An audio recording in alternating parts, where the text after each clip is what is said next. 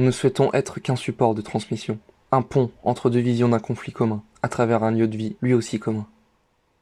Paris, ville culturelle par excellence. Mais quelle culture? Quelle est celle que l'on montre et celle que l'on montre pas? Les accords d'Évian actaient la cessation des hostilités, l'interdiction des violences individuelles et collectives, la garantie de la sécurité des personnes et des biens des Français d'Algérie. Mais il n'en fut pas ainsi. Et nous savons l'ambivalence de cette date, victoire et soulagement pour certains, défaite et calvaire pour d'autres. Disparu. Pour la République, c'est en ces termes très forts qu'Emmanuel Macron a reconnu la responsabilité de l'État dans le massacre d'Algériens à Paris le 17 octobre 1961. Un geste inédit pour un président français, il s'est recueilli aux côtés des familles de victimes sur les berges de la Seine.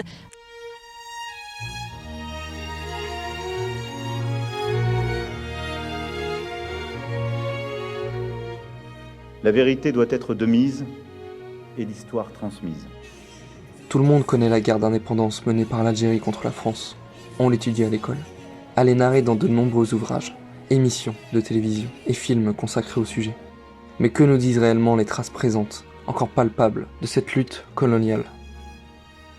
Entre les lieux de commémoration qui se veulent réconfortants, pullulent des symboles de domination à travers les rues et les monuments parisiens.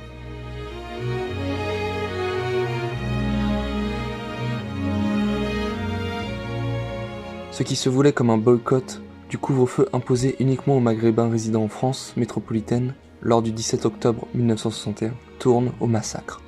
Presque plus de 60 ans après, ces stigmates ressurgissent. Mettre en évidence les traces de cette histoire commune et tumultueuse, imprimées sur les monuments, les avenues et les murs de Paris, pourrait à tort faire office de palimpseste sur l'oppression coloniale de la France vis-à-vis des Algériens résidant en métropole et sur le sol algérien.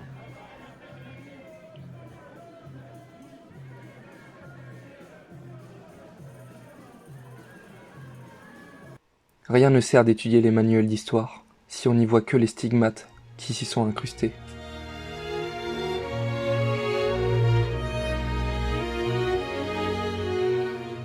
Les traces visibles comme invisibles, signes historiques de violence et d'oppression restés dans nos rues et sur nos murs.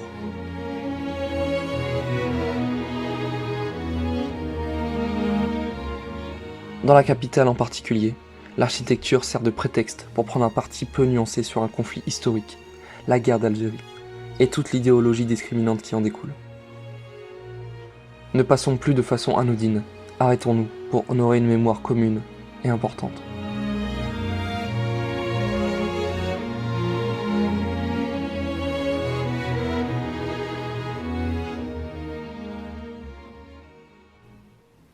Combien de familles n'ont jamais su ce qui était arrivé à leurs proches?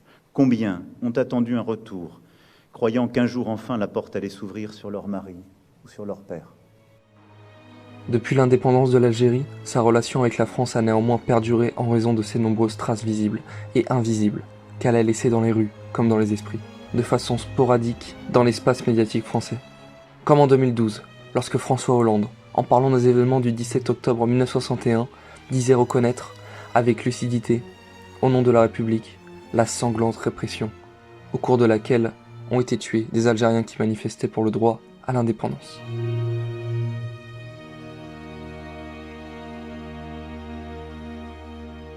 Ceci est une nouvelle trace sur toute cette histoire entremêlée d'une terre à l'autre, d'une époque à l'autre, d'une nationalité à l'autre. Abordant le droit à l'existence, la fin du colonialisme, l'indépendance, la liberté, l'injustice, mais surtout le regard assumé du présent sur le passé.